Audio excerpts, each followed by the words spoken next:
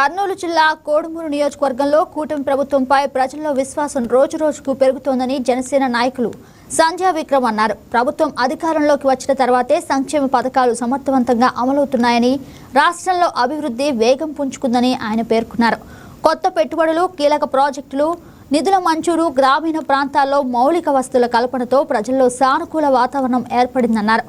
గత ప్రభుత్వంపై విమర్శలు చేసిన ఆయన రానున్న స్థానిక సంస్థల ఎన్నికల్లో కోడుమూరు నియోజకవర్గంలో కూటమి అభ్యర్థుల విజయాన్ని ప్రజలు ఖాయం చేస్తారని ధీమా వ్యక్తం చేశారు.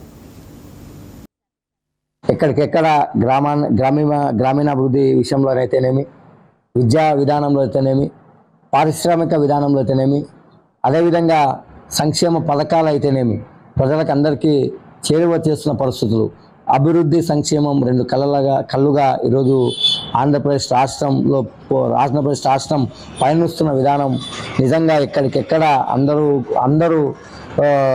ఎక్కడికెక్కడ ఈ ప్రాంతం, ఈ ఆంధ్రప్రదేశ్ రాష్ట్రం అభివృద్ధి చెందుతున్న పరిస్థితి ఈరోజు చూస్తున్నాం.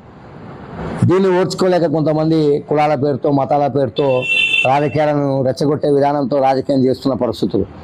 కానీ ప్రజలందరూ గమనిస్తున్నారు, కులాలతో మతాల మీద ఎవరు రాజకీయం చేస్తున్నారు అనేది ప్రజలు గమనిస్తున్నారు. ఎవరు అభివృద్ధి వైపు వాళ్ళ విధానాన్ని కొనసాగిస్తున్నారని చెప్పి ప్రజలు అన్ని విధాలుగా గమనిస్తున్న పరిస్థితులు ఈరోజు చూస్తున్నాం.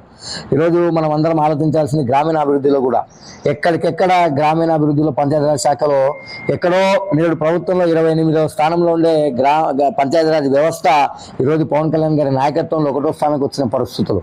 ఈరోజు ఎక్కడికెక్కడ మారుమూల ప్రాంతాలు కూడా మన కోడుమూరు నియోజకవర్గంలో చూసుకుంటే కనీసం రోడ్లు లేని పరిస్థితుల్లో కూడా మారుమూల ప్రాంతాలకు కూడా రోడ్లు వేస్తున్న పరిస్థితులు ఈరోజు చూస్తున్నాం.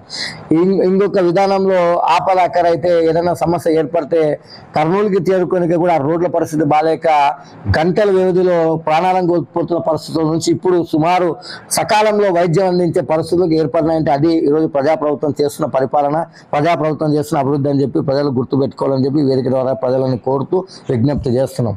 అదేవిధంగా ఈరోజు చూస్తున్నాం ఈ రోడ్లకు సంబంధించిన విషయంలో కూడా ప్రధానమంత్రి గారు అనౌన్స్మెంట్ చేసిన దాంట్లో కూడా ఈ నాణ్యత విషయంలోనైతేనేమి, రోడ్లు వేసిన విషయంలోనైతేనేమి ఈరోజు పంచాయతీరాజ్ శాఖకు ఆంధ్రప్రదేశ్లో 2వ స్థానం ఇచ్చినారంటే అది పవన్ కళ్యాణ్ గారి నాయకత్వం, అది పవన్ కళ్యాణ్ గారు ప్రజలపైన